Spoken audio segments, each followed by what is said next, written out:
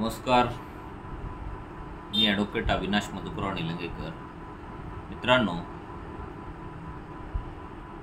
आपल्या सर्वांमध्ये किंवा आपल्या बरेच जणांना एक गैरसमज असतो की जे काही नॉमिनी म्हणून आपण आपल्या बँक अकाउंटशी, FDC, LIC पॉलिसीसोबत मॅक अकाउंटमध्ये नॉमिनी म्हणून ज्याची नियुक्ती करतो त्यांनाच आपल्या हयातीनंतर आपली जी काही गुंतवणूक आहे ती त्यांना मिळेल असा समज आहे. परंतु असं नाही. नॉमिनी हा केवळ त्या ठिकाणी केअरटेकर असतो, ट्रस्टी असतो, मॅनेजर असतो.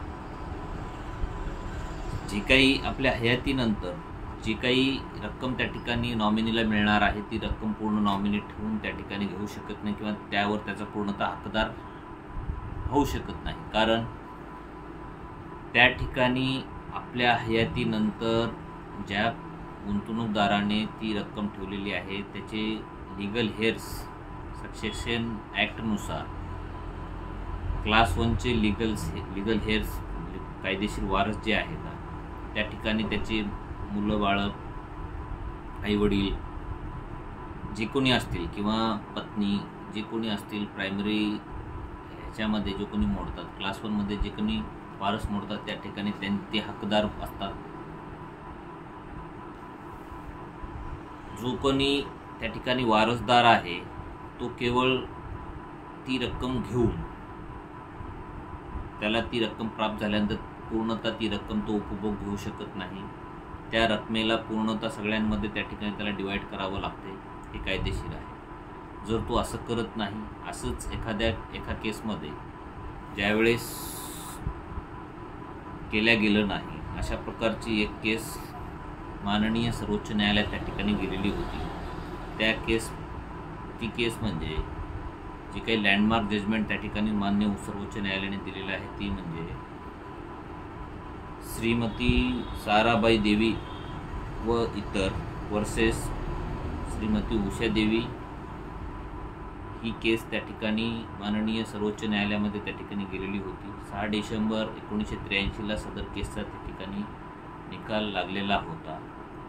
सदर केसमध्ये जी काही नॉमिनी आहे मयत जयप्रकाश म्हणून जे होते त्यांची सर्व रक्कम त्या ठिकाणी जगमोहन म्हणून होते, त्यांची सर्व रक्कम त्या ठिकाणी त्या नॉमिनीने घेतलेलं होतं. आणि जगमोहनवर जे काही इतर अवलंबित होते त्याचे आईवडील वगैरे, त्याची मुलं, यांनी सर्वांनी त्या ठिकाणी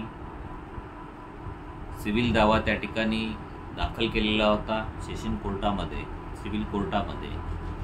त्या ठिकाणी सेशन कोर्टाने, सिव्हिल कोर्टाने, दिवाणी कोर्टाने जो आहे तो हक्क त्या नॉमिनीच्या हक्कामध्ये त्या ठिकाणी निर्णय दिलेला होता.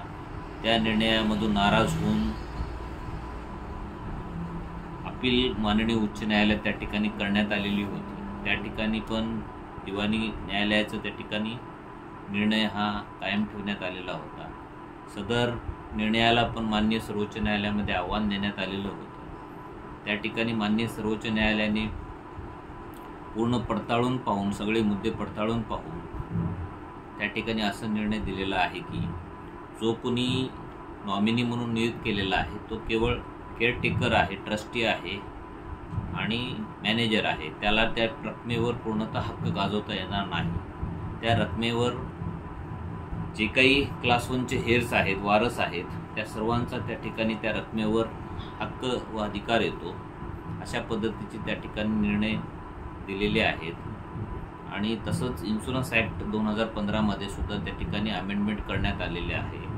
त्यामध्ये जी काही रक्कम मयत व्यक्तीची आहे ती रक्कम पूर्णतः जे काही बेनिफिशरी आहेत, क्लास 1चे वारसदार आहेत, त्यांना त्या ठिकाणी मिळायला पाहिजे. नॉमिनीलाच अशा पद्धतीची रक्कम केव्हा मिळेल?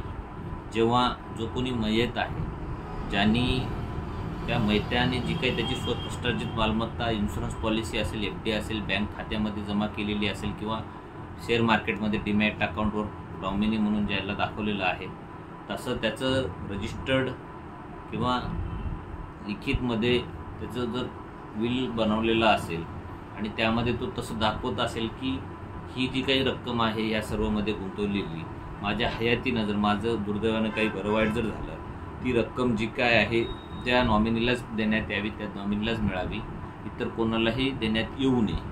अशा पद्धतीने जर तो विल बनवलेला असेल तर अशा परिस्थितीमध्ये सदरची रक्कम ही केवळ नॉमिनीला दिल्या जाते. त्यावर इतर बेनिफिशरीची क्लास 1 जे काही वारस आहेत त्यांचं कोणाचाही अधिकार येत नाही. म्हणून आपण जे काही नॉमिनी तयार देत असतो ती नॉमिनी केवळ हे ट्रस्टी आहेत, केअरटेकर आहेत त्या रकमेचे, आपल्या हयातीनंतरचे, त्यांना पूर्णतः सदरच्या रकमेवर हक्क अधिकार येत नाही.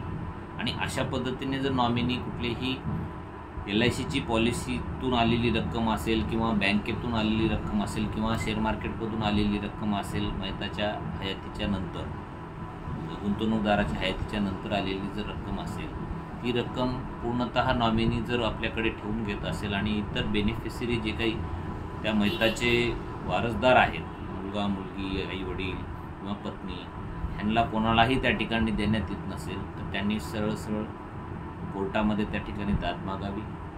आणि म्हणूनच अशा पद्धतीचे काही चुकीचे कामं व्हायलेत म्हणून माननीय न्यायालय जे काही गुंतवणूक करणाऱ्या बँका आहेत त्यांच्याकडे हे या मयताची रक्कम जमा आहे, LIC पॉलिसी आहे, ह्या सर्व सक्सेशन त्या ठिकाणी सर्टिफिकेट मागत आहेत. आणि सक्सेशन सर्टिफिकेट दिल्याशिवाय अशा पद्धतीची रक्कम त्या ठिकाणी नॉमिनीला देण्यात येत नाही. कारण त्या मयतावर बरेच जण अवलंबित असतात, त्याचे बरेच वारस त्या ठिकाणी असू शकतात. केवळ त्या ठिकाणी प्रोसिजर म्हणून नॉमिनी त्याच्या हयातीनंतर ट्रस्टी म्हणून किंवा केअरटेकर म्हणून त्या ठिकाणी कोणाला तरी नियुक्त करायचं असते त्या रकमेसाठी,